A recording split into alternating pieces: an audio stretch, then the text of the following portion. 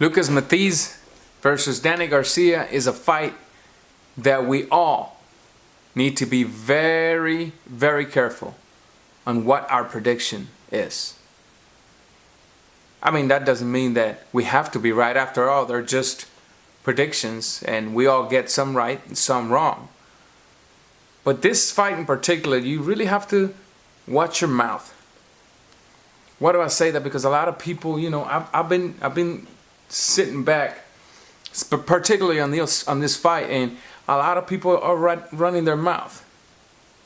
A lot of people are talking about, like, they already saying that Danny's getting knocked out. Better watch your mouth. Because I don't think, in my opinion, that Lucas Mathysse has fought someone that can adapt, adjust, and hit hard like Danny Garcia. I mean, he did fight a Judah, but what kind of Judah was Judah when he fought Mr. Mathysse? He did fight an Alexander, which in my opinion, Alexander didn't win that fight.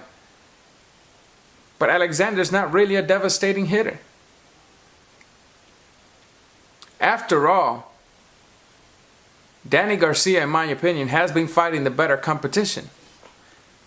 Danny Garcia, in my opinion, took punches from Amir Khan, and Amir Khan may not be the hardest hitter, but he can hit, and he's taken people out due to accumulation of punches. Speed and accumulation of punches can cause a lot of damage. In fact, that's one of the most powerful weapons that Pacquiao possessed, is accumulation of punches and with speed.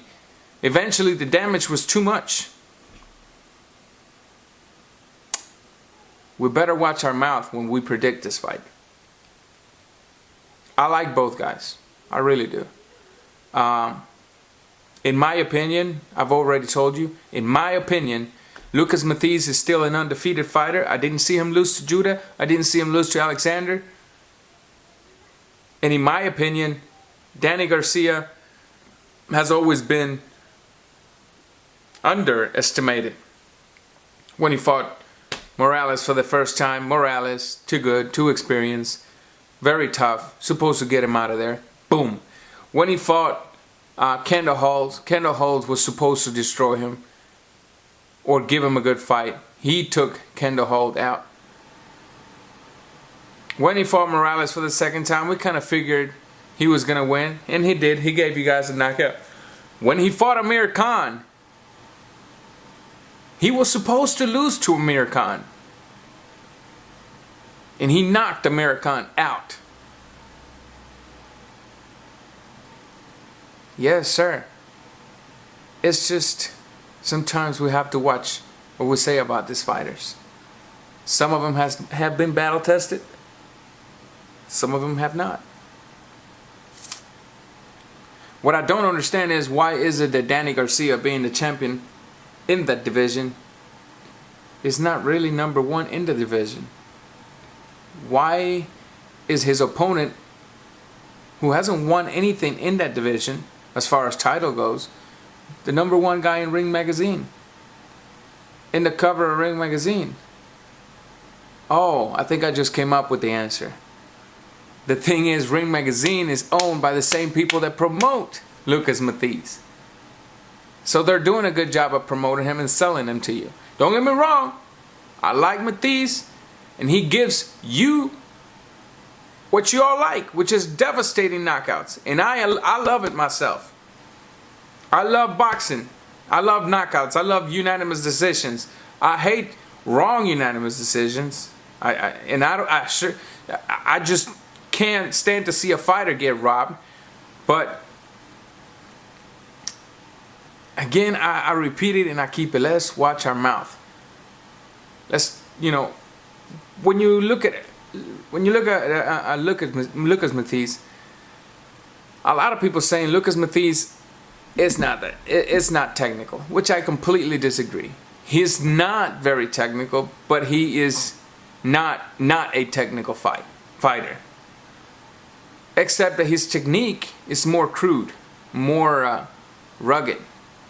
He's just a guy that kind of sits back, keeps his arms really close to his body, doesn't snap his punches that much, shoots a jab from time to time, sort of kind of flat-footed, but it makes a terrible mistake. A terrible defensive mistake. Every time he shoots a jab, every single time, you just gotta go back to any of his fights and look at it. Every single time he shoots the jab, he moves his right hand out of his face.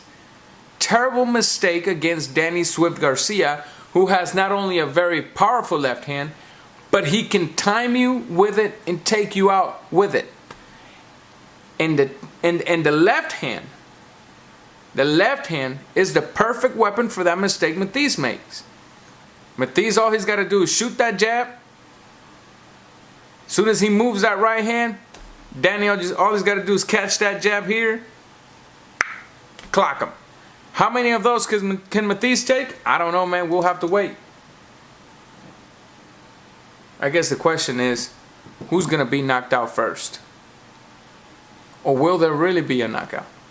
Because the thing about this fight is that we have two fighters who themselves recognize that their opponent possesses a lot of power. We have these two fighters who are not dumb. We have these two fighters who do not want to lose. We have these two fighters that are on top.